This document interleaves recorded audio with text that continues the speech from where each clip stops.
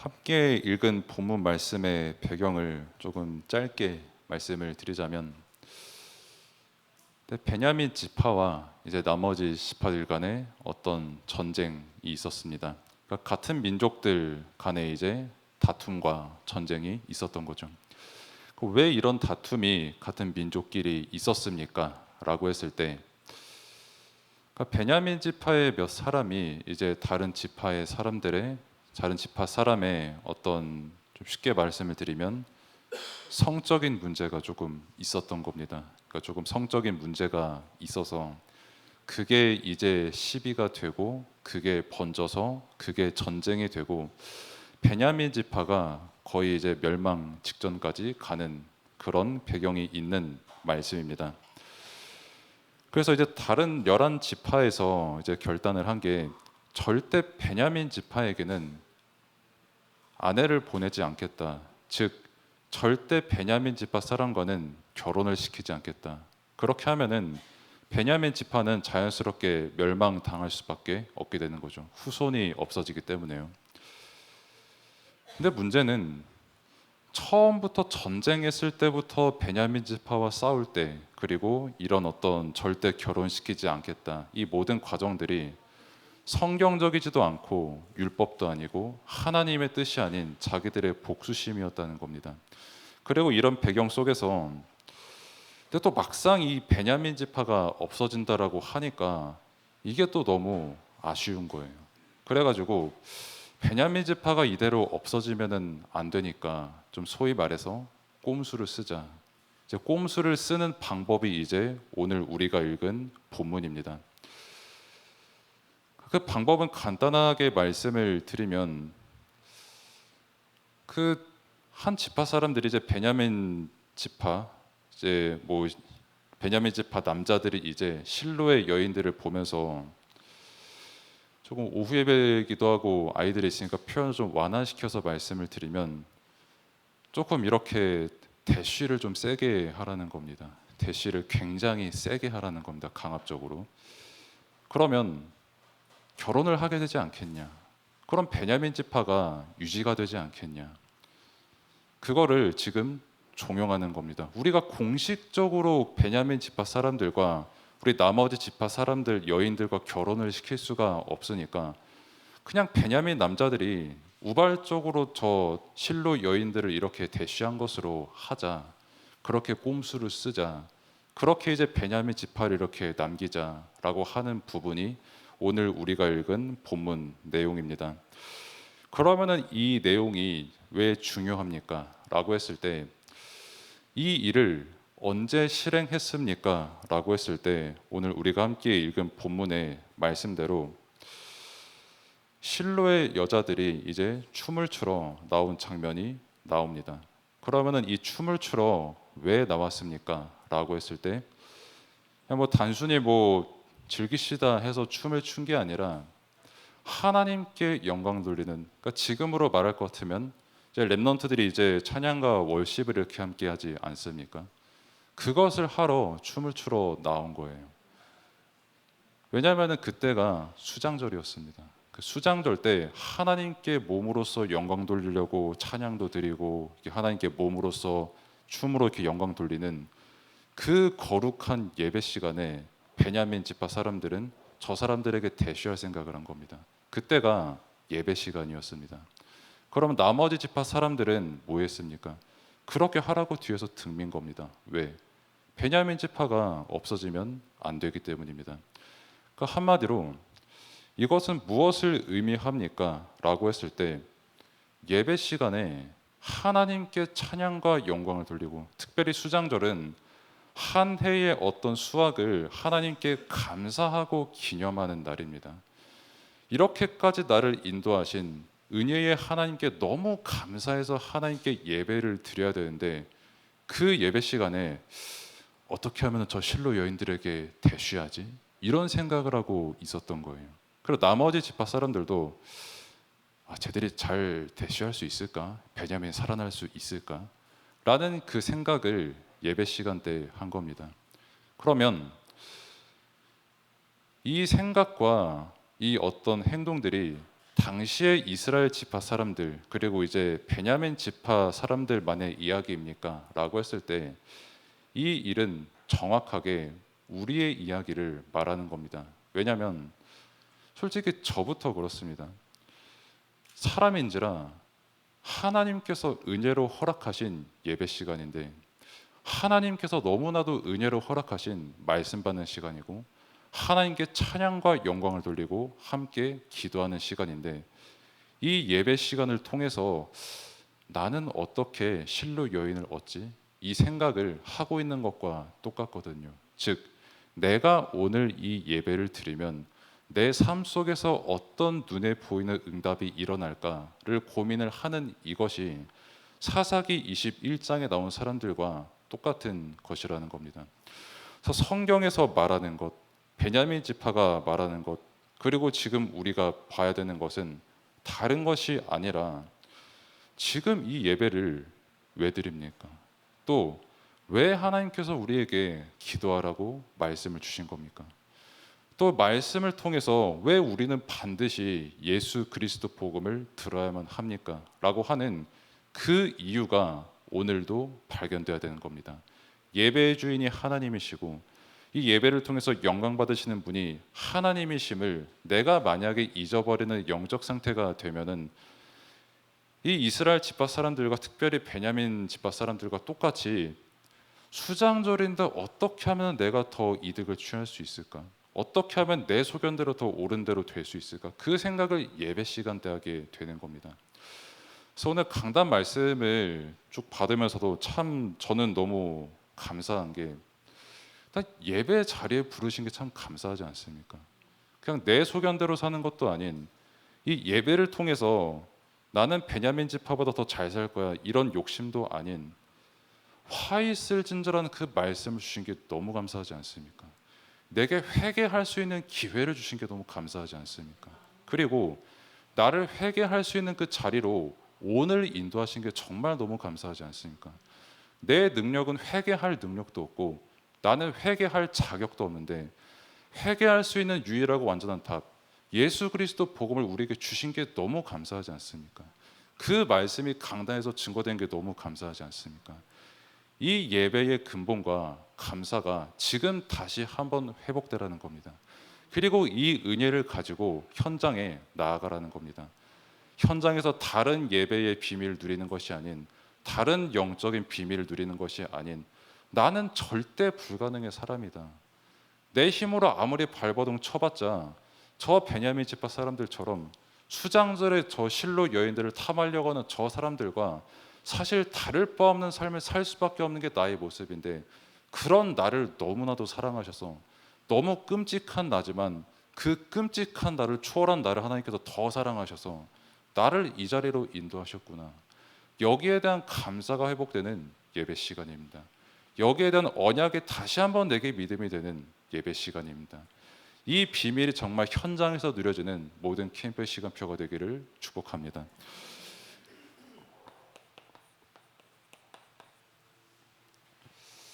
그래서 우리는 언약 안에 있음을 정말 감사해야 됩니다. 내가 언약 안에 있다라고 하는 분명한 믿음과 정체성이 없으면 유월절, 오순절, 수장절을 우리가 진짜 하나님께 드릴 거는 감사밖에 없습니다. 근데 만약에 이 언약이라고 하는 의미를 놓치면 유월절이든 오순절이든 수장절이든 어느 예배 때도 상관없이 내 눈과 내 생각은 실로 여인을 향할 수밖에 없습니다. 어떻게 하면 지금 예배를 통해서 현장에서 더 많은 응답을 받아서 베냐민 지파가 더 부흥할까? 이스라엘이 어떻게 하면 지금 절기를 통해서 더 부흥할까? 하나님께 감사해야 되는 그 예배의 본질과 본분은 놓치고 언약 밖에 있는 사람들과 똑같은 그 상태 속에서 살아가게 되는 겁니다. 그 기준은 다른 게 아닙니다. 하나님께서 우리에게 주신 질서, 하나님께서 우리에게 주신 법, 인간의 기준이 아닌 하나님의 기준인 언약 안에 있는 것, 이것이 우리에게 가장 큰 은혜이고 믿음의 내용이요 기준인 줄로 믿습니다. 이 언약이 이루어지는 캠프입니다. 그렇기 때문에 내가 지금 어떤 소견을 가지고, 다르게 말하면 어떤 시선과 가치관을 가지고 살아가고 있는가를 점검하는 캠프 시간표가 돼야 됩니다. 일단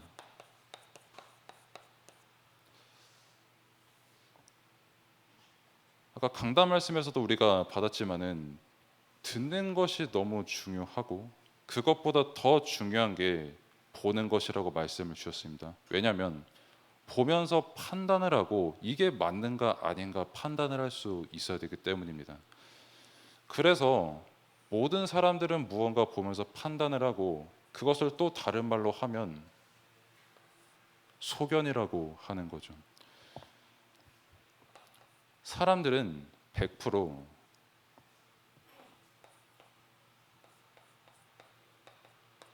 내가 보기에 옳은 것, 내가 듣기에 가장 좋은 것, 내가 생각하기에 가장 알맞은 것이 나의 소견이 되어 있습니다. 성경은 분명히 말합니다. 사람이 다른 게 죄가 아니라 하나님을 떠난 게 죄거든요. 그러면 하나님을 떠난 그 상태의 소견은 뭡니까? 라고 했을 때 하나님이 옳은 게 아니라 내가 옳은 겁니다. 수장절에 하나님께 예배드리는 게 답이 아니라 내가 실로 여인을 찾는 게 답이 되는 겁니다. 하나님께서 나를 창조하시고 하나님께서 만물의 주인 되시고 분명히 하나님께서는 지금 이 시간도 우리와 함께 하시는데 그 비밀을 완전히 놓치고 내가 잘해야 돼, 내가 하나님보다 맞아, 내가 괴로우니까 내가 이 괴로움에서 벗어나야 되고, 내가 문제 만났으니까 내가 이 문제에서 벗어나야 돼, 내가 저 사람보다 잘나야 되니까 내가 더 노력을 해야 돼, 내가 살아가는 그 모든 순간 하나님에게 전부 있는 것인데 내 소견대로 살아갑니다. 내가 옳다고만 생각하면서 살아갑니다. 조금 겸손하다고 하는 사람들은 그래 저 사람 말도 맞아 라고 하지만 그게 어디까지 가냐면 그래 하나님 말씀도 맞아, 저 사람 생각도 맞고 내 생각도 맞고 하나님 말씀도 일부분 맞아, 그러니까 내가 볼 때 그냥 가장 좋은 거 보면서 살아갈래 라고 똑같이 그렇게 살아가는 겁니다. 근데 분명히 알아야 될 것은 사람의 소견이라고 하는 것은 굉장히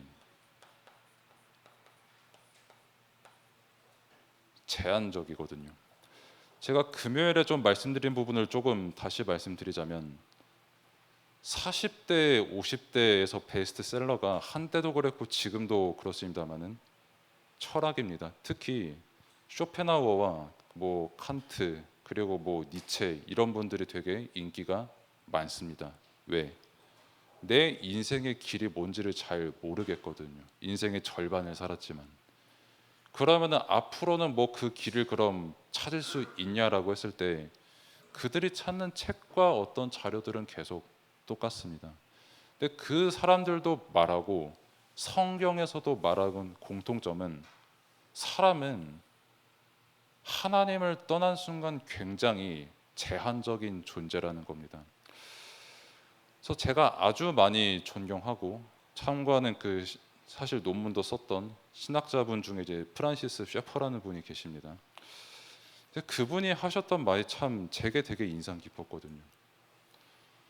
야, 사람이 무슨 철학을 하면은 유식한 사람이고 뭐 어디 저기 성공한 사람이면 되게 조금 우러러볼 사람이고 뭐 조금 표현이 그렇지만 반대로 집도 없이 사는 저 사람들은 그러면은 비천한 사람들이냐라고 했을 때 그분은 딱 잘라 이렇게 말했어요. 다 똑같은 사람들이요. 하나님 떠난 순간 뭐 저 높은 자리에 있으면 죄인 아니고 저 낮은 자리에 있으면 뭐 죄인 아니냐.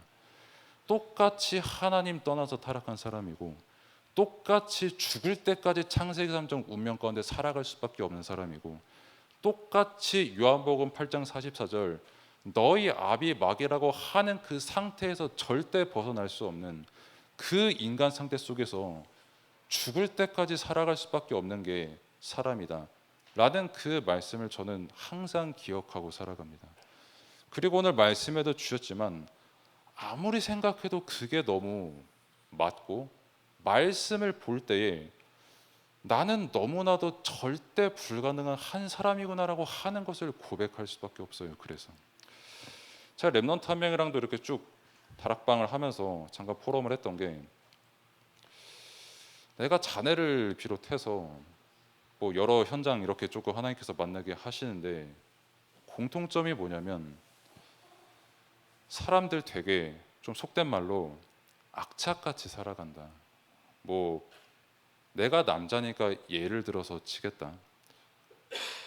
남자가 100만 원을 벌면은 악착같이 살겠지. 그건 당연하지. 그럼 300만 원 벌면은 악착같이 안 살 것 같냐?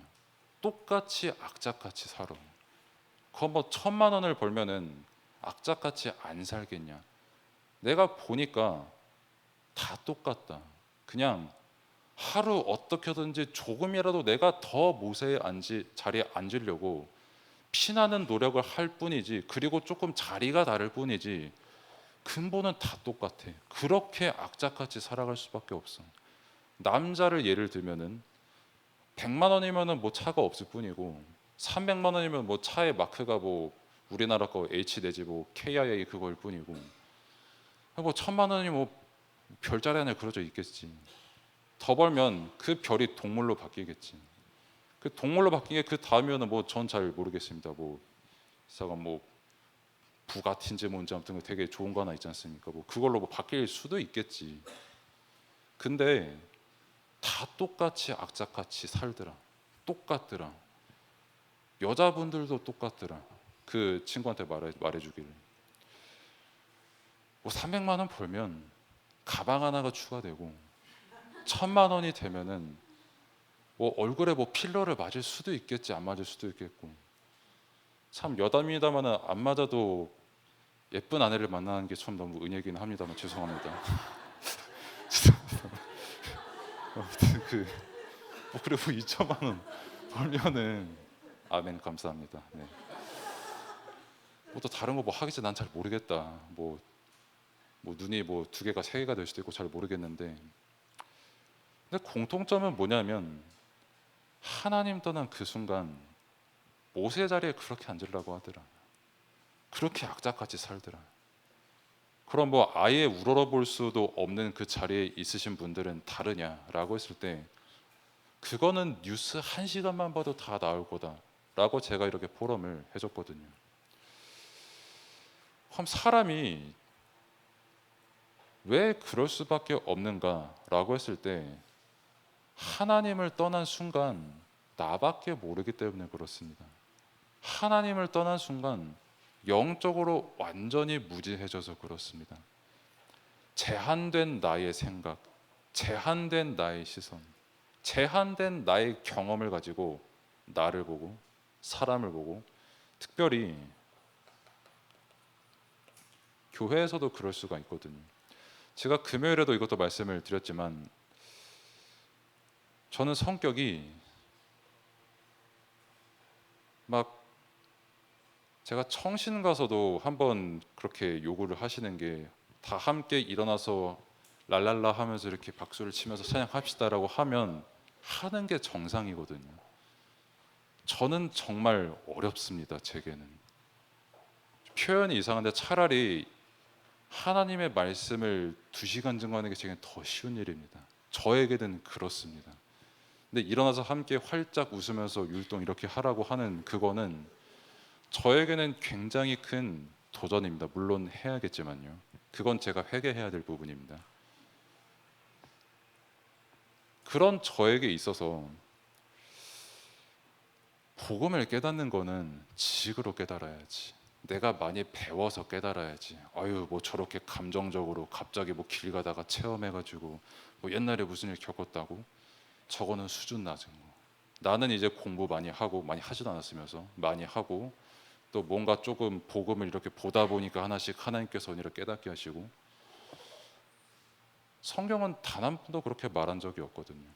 그러니까 한마디로 내 경험을 율법으로 내 경험을 가지고 판단하고 비난하는 게 문제인 겁니다. 반대로 체험을 하신 분들 기준에서는 저 같은 사람 보면은 뭐 저렇게 사람이 차갑냐, 체험을 했냐 안 했냐, 저 사람 나처럼 뭔가 되게 뜨거운 것을 한번 체험해야 되고, 나처럼 뭔가 되게 불도 한번 받아가지고 알랄랄라도 한번 해야 되고, 나처럼 뭔가 굉장히 어떤 죽을 뻔하다 살아나가지고 막 고백할 게 그런 게 있어야지.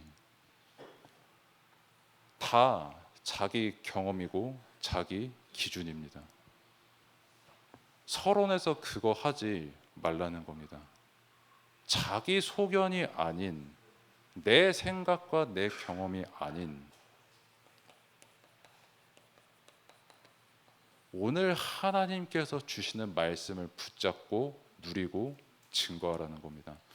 이걸 하나님께서 원하시는 거거든요. 그래서 끊임없이 하나님께서 이 말씀을 주시는 것도 다른 게 아니라, 아까 예지 사님도 말씀하셨고 강단에서도 말씀하셨지만, 결국 그리스도의 빛이 말씀에 내게 비춰지면 내 소견이 뭔지가 보입니다. 그래서 제가 설교를 함부로 판단하면 안 되지만, 또 제가 금요일에 한번 내가 이거는 조금 주의해야겠구나라고 생각을 했던 게, 제가 금요일에 그렇게 말씀을 했거든요. 우리 집에는 서열이라는 것이 있다. 1, 2, 3 서열이 있는데 내가 그 중에 3이다 라고 이렇게 말씀을 드렸거든요. 근데 저는 그게 설교 때 해도 되는 말인 줄 알았어요. 왜냐하면은 현실에 조금 그런 것 같기도 하니까요.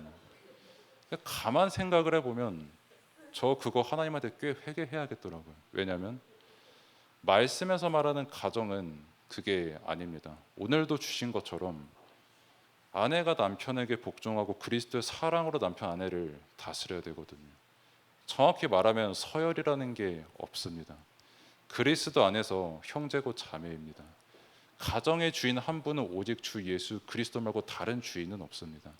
그거를 내가 믿음으로 증거를 해야 되는데, 내가 어렸을 때부터 그런 가정에 대한 말씀을 들었는데 잘못하면 나도 내 기준이 말씀이 아니라 어떤 내 경험만 될 수 있겠구나라는 생각을 조금 했고요. 또 한 가지는, 사실 제가 제 서열의 3이라고 하면은 실제로 전혀 그런 사람이 아닌데 굉장히 아내가 뭐랄까 조금 제게 주도권을 잡으려고 하는 사람처럼 보일 수가 있잖아요. 내가 되게 조금 깊게 말씀 더 묵상하고 이렇게 생각하고 기도해야겠구나 라는 것을 조금 회개를 하게 됐습니다. 사실 1번을 이렇게 길게 할 생각이 없었는데 집 얘기하다 보니까 길어지는 게 참, 이것도 회개고요. 어쨌든 결론은 참 말씀 속에서 내 소견이 뭔지 비춰주는 게 참 감사하다, 그 뜻입니다.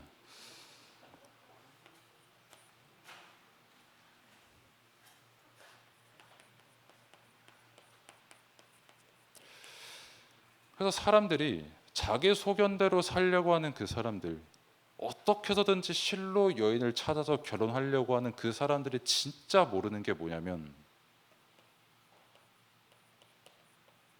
영적인 거를 모릅니다. 다시 말해서 근본 문제가 뭔지를 모릅니다.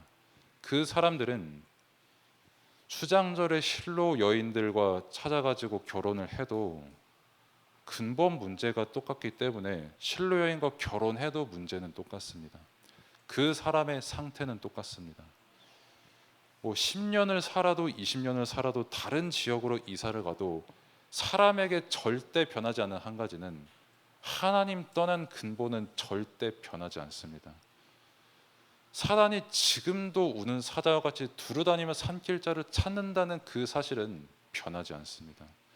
그래서 우리에게 말씀이 증거하는 가장 중요한 것은 뭐냐라고 했을 때, 네 소견이 지금 옳으냐, 말씀에서 지금 뭐라고 말하냐, 내 소견이 옳아서 그리스도께서 앞에 계심에도 불구하고 내가 모세의 자리에 앉는 그것이 더 중요한, 너의 소견이 진짜 옳으냐라고 그렇게 말씀을 주시는 겁니다.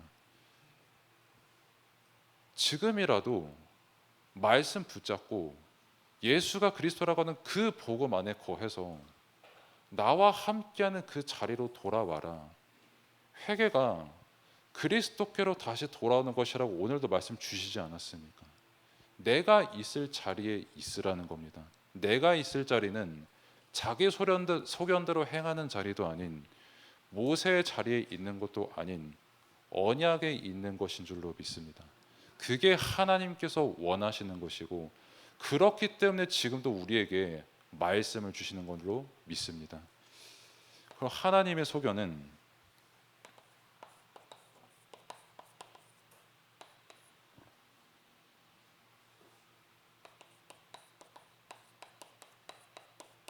하나님은 창조주 하나님이십니다. 그래서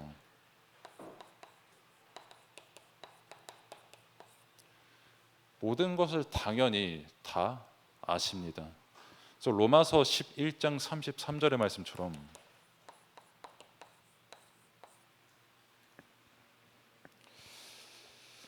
하나님의 판단은 헤아릴 수가 없습니다.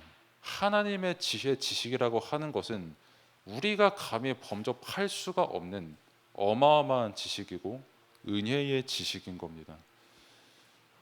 이런 지식과 지혜와 판단과 뜻을 하나님께서 가지고 계시거든요. 그런데 이 사실을 놓치니까, 하나님께서 함께 하시고 창조주 되심을 놓치니까 내가 주인이 될 수밖에 없는 겁니다. 내가 이런 하나님보다도 내가 더 옳다고 생각할 수밖에 없는 겁니다. 그리고 성경에서 말씀하신 건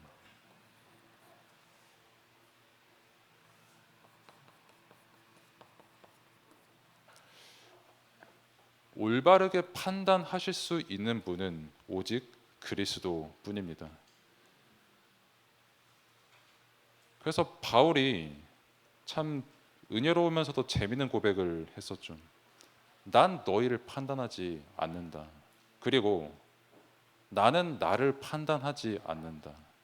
심지어 바울은 나는 내가 판단했을 때 나는 죄가 없어. 나는 진짜 의로운 것밖에 없어. 라고 내 스스로 판단된다라고 할지라도 그게 내 구원의 기준은 아니다라고 말했거든요.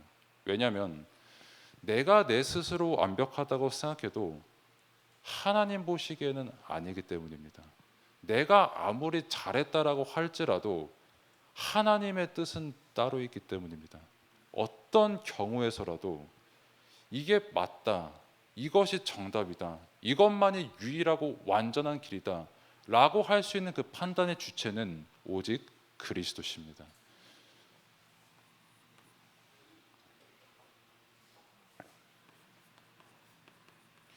창조주 되시는, 모든 것을 아시는, 그리고 모든 판단에 유일하고 완전한 해답 되시는 그리스도께서 우리에게 요구하신 것은 하나입니다.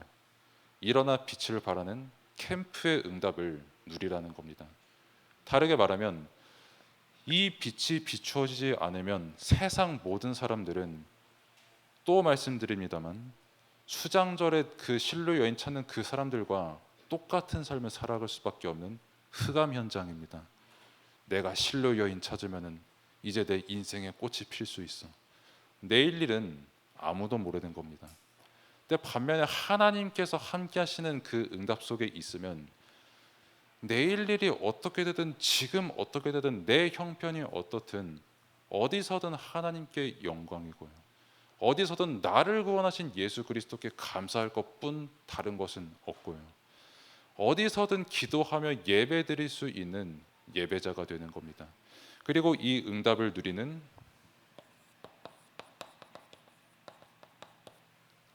캠프가 되어야겠습니다. 그래서 모든 캠프의 중심은 내 소견이 아닌 그리스도 중심의 캠프입니다.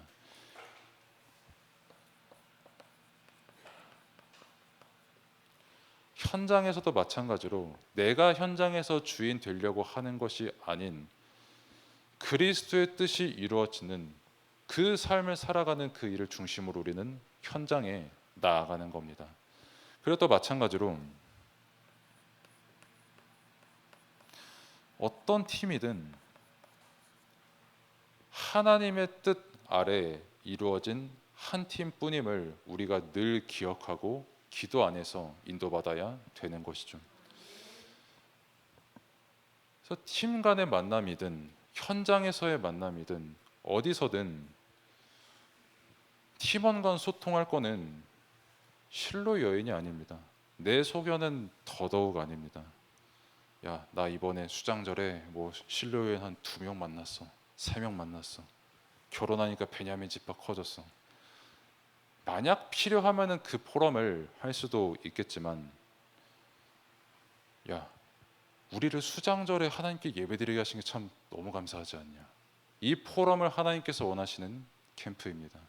그리고 또 마찬가지로 내 경험에 비추어 보니 당신 그렇게 은혜 받아야겠습니다. 아니면 내가 경험한 것에 비추어 보니 이렇게 해야겠습니다.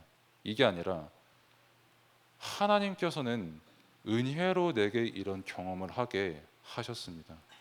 그럼 지금 당신의 문제를 만났든 어느 현장에 있든 어느 시간표 속에 있든 하나님께서 주인이십니다. 하나님께서 은혜를 베푸십니다. 그리고 그것을 통해서 복음을 깨닫게 하십니다. 그리고 그 복음이 진짜 깨달아지면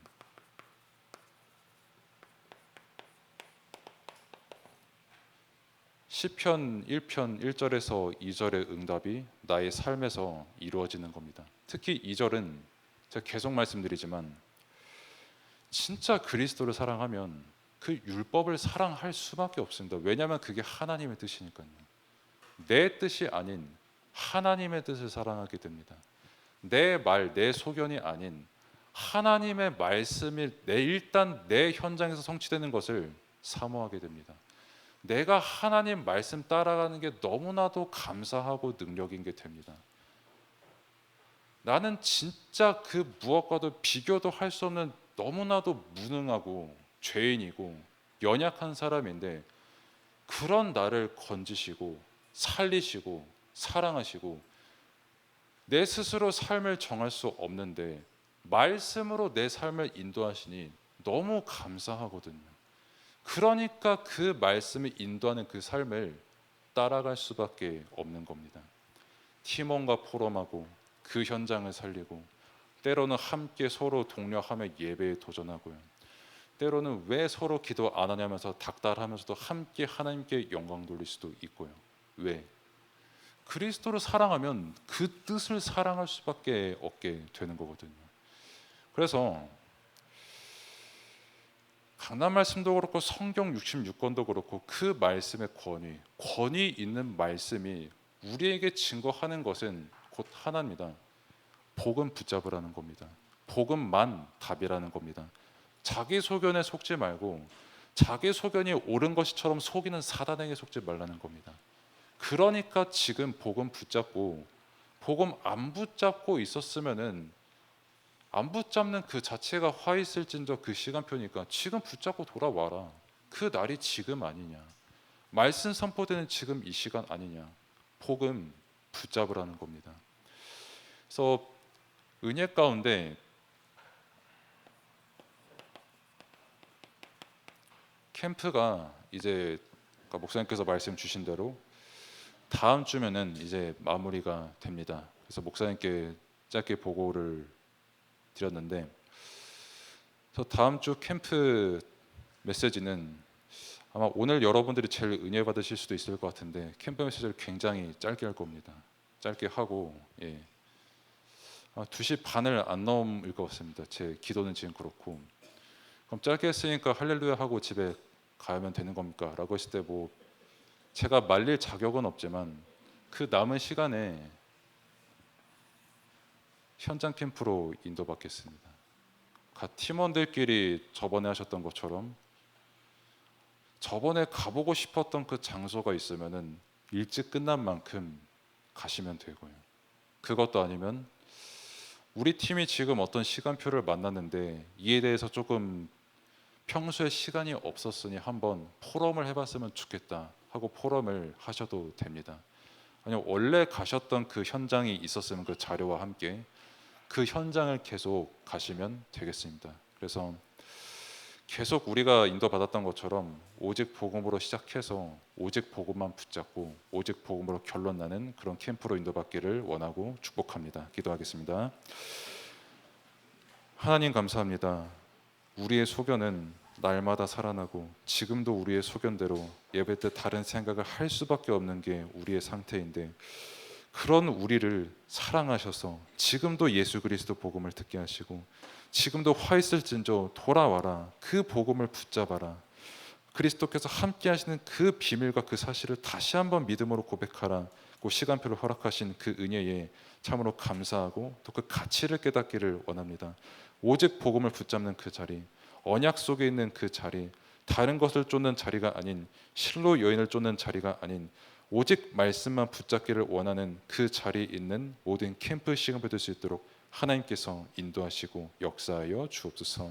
예수 그리스도의 이름으로 기도드립니다. 아멘. 이제는 우리를 구원하신 우리 구주 예수 그리스도의 은혜와 하나님의 무한하신 사랑하심과 성령님의 내준대 역사 충만하심이 함께 예배드린 모든 성도 또 현장 위에 이제로부터 영원까지 항상 함께 계실지어다. 아멘.